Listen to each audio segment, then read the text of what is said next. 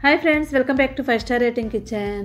5 star rating కిచెన్లో ఈరోజు ఇంట్లో పిండిలు ఏమీ లేదనుకోండి, అప్పటికప్పుడు ఏం వండాలో తోచదు మనకి టిఫిన్కి. అలాంటప్పుడు బియ్యంతోనే మనం సింపుల్గా ప్రోటీన్స్ ఎక్కువగా ఉండేలాగా పల్లీలు కలుపుకొని ఇలాగా స్పెషల్గా తయారు చేసుకోవచ్చు. దీనికోసం నేను ఇక్కడ 2 గ్లాసుల వరకు రేషన్ బియ్యం తీసుకుంటున్నాను. ఒకవేళ రేషన్ బియ్యం లేదనుకోండి, నార్మల్ రైస్ కూడా తీసుకోవచ్చు. ఇప్పుడు ఈ బియ్యాన్ని బాగా క్లీన్ చేసేసుకోండి. శుభ్రంగా బాగా క్లీన్ చేసేసుకొని దీన్ని నీళ్ళన్నీ కూడా వాటర్ అంతా పోయేలాగా వడకట్టేసుకోండి. ఇప్పుడు ఇలా వడకట్టుకొని పక్కన పెట్టుకోండి. నెక్స్ట్ పొయ్యి మీద ఒక ప్యాన్ పెట్టుకోండి. ప్యాన్ హీట్ అయిన తర్వాత అరకప్పు వరకు పల్లీలు వేసుకోండి. ఇప్పుడు ఈ పల్లీలని దోరగా వేయించుకోండి. ఇక్కడ మనం బియ్యము పల్లీలు కలిపి తయారు చేసుకుంటున్నాము. మనం ప్రోటీన్స్ ఎక్కువ ఉండేలాగా పల్లీలను కూడా కలుపుకొని చేసుకుంటున్నాము. ఇంకా ఇది ఆరోగ్యానికి కూడా చాలా మంచిది. పల్లీలన్నీ వేయించుకున్న తర్వాత ఆల్రెడీ మనం బియ్యాన్ని వడకట్టుకున్నాం కదా, ఆ బియ్యాన్ని ప్యాన్లో వేసేసుకోండి. ఇప్పుడు మనం వేసినప్పుడు తడిగా ఉంటాయి, అలా వేయించుతూ ఉండగానే మనకి పొడి పొడిగా అయిపోతాయి. పొడిగా అయిన తర్వాత మనం బియ్యాన్ని బాగా కలర్ వచ్చే వరకు వేయించుకోవాలి. కానీ కంపల్సరీ మాత్రం క్లీన్ చేసుకొని వేసుకోండి. చాలామంది పొడి పొడిగా కూడా వేసేసుకోవచ్చు, కానీ అలాగా పొడి బియ్యాన్ని కాకుండా ఒకసారి బాగా శుభ్రంగా కడిగేసుకొని వేసుకున్నట్లయితే పైన ఉన్న మనకి పౌడర్ అంతా పోద్ది. ఇప్పుడు వీటిని బాగా చల్లారనివ్వండి. ఇవి చల్లారిన తర్వాత ఒక మిక్సీ గిన్నె తీసుకోండి. ఆ మిక్సీ గిన్నెలో మనం బియ్యాన్ని వేసేసుకోవాలి. నెక్స్ట్ మనం ఆల్రెడీ వేయించి ఉంచుకున్నాం కదా పల్లీల్ని, ఆ పల్లీల్ని కూడా దీనిలో వేసేసుకోండి. ఇప్పుడు ఈ పల్లీల్ని బియ్యాన్ని కూడా మిక్సీ చేసుకోవాలి. మిక్సీ చేసినప్పుడు పౌడర్లా కాకుండా రవ్వలాగా చేసుకోవాలి. ఎక్కువసేపు మనం మిక్సీ చేసేసుకోకూడదు, పిండిలాగా అయిపోద్ది. ఇలాగ రవ్వలాగా ఉండగానే మనం మిక్సీని ఆఫ్ చేసేసుకోవాలి. ఇప్పుడు పొయ్యి మీద ఒక ప్యాన్ పెట్టుకొని ప్యాన్ హీట్ అయిన తర్వాత 3 టేబుల్ స్పూన్ల వరకు ఆయిల్ వేసుకోండి. ఆయిల్ హీట్ అయిన తర్వాత 1 టేబుల్ స్పూన్ మినప్పప్పు, 2 టేబుల్ స్పూన్ల వరకు శనగపప్పు వేసుకోవాలి. నెక్స్ట్ ఆవాలు 1 టేబుల్ స్పూన్ వేసుకోండి.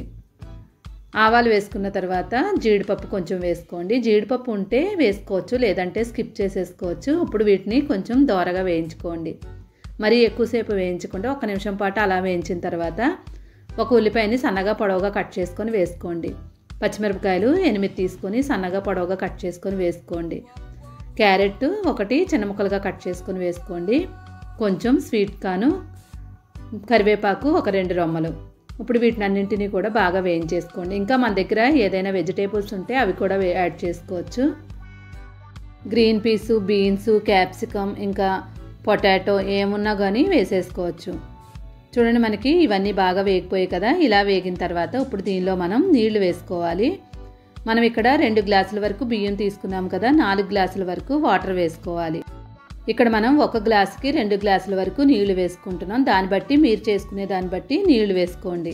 నీళ్లు వేసిన తర్వాత రుచికి తగినట్లుగా సాల్ట్ వేసుకోండి. నెక్స్ట్ 1/2 టేబుల్ స్పూన్ పసుపు వేసుకోవాలి. పసుపు వేసిన తర్వాత ఒకసారి బాగా కలిపేసుకోండి. ఇలా మొత్తం అంతా కలుపుకున్న తర్వాత మూత పెట్టి నీళ్ళన్నీ కూడా బాగా మరగనివ్వాలి. ఈ రెసిపీ మనకి చాలా క్విక్గా సింపుల్గా అయిపోద్ది. టేస్ట్ కూడా చాలా బాగుంటుంది. చూడండి, మనకి మూత తీసి చూద్దాం. నీళ్ళన్నీ కూడా బాగా మరిగిపోయాయి. ఇలా మరిగిన తర్వాత మనం మిక్సీలో ఆల్రెడీ రవ్వ పట్టుకున్నాం కదా, దాన్ని దీనిలో వేసేసుకోవాలి. నీళ్లు మరగకుండా అస్సలు వేయకూడదు, తప్పకుండా గుర్తించండి. ఇప్పుడు మనకి రవ్వ అంతా బాగా కలిపేసుకోవాలి. ఎక్కడా ఉండలు లేకుండా కలిపేసుకోండి. ఇలా కలుపుకున్న తర్వాత మూత పెట్టి ఉడికించుకోవాలి. మంటను మాత్రం హై ఫ్లేమ్ మీదే ఉంచేసుకోండి.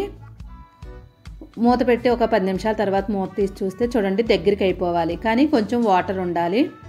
ఈ స్టేజ్లో ఉన్నప్పుడు ఒకసారి బాగా కలిపేసుకొని మళ్ళీ మూత పెట్టేసుకొని మంటను లో ఫ్లేమ్ మీద పెట్టుకొని కనీసం 10 నిమిషాల పాటు ఉడికించుకోండి.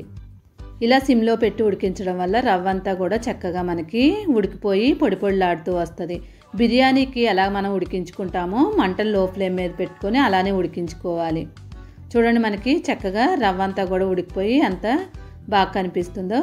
ఫైనల్గా ఒకసారి బాగా కలిపేసుకొని కొత్తిమీర జల్లేసుకోండి. కొత్తిమీర జల్లిన తర్వాత మూత పెట్టుకొని స్టవ్ ఆఫ్ చేసేసుకోండి. స్టవ్ ఆఫ్ చేసుకొని 2 నిమిషాలు అలానే వదిలేయండి. మనకి సూపర్ టేస్టీ రెసిపీ రెడీ అయిపోద్ది. తక్కువ ఖర్చుతో మనం సింపుల్గా కూడా తయారు చేసుకోవచ్చు. మూత తీసి ఇంకా ఒకసారి బాగా కలిపేసుకొని సర్వ్ చేసుకోవడమే.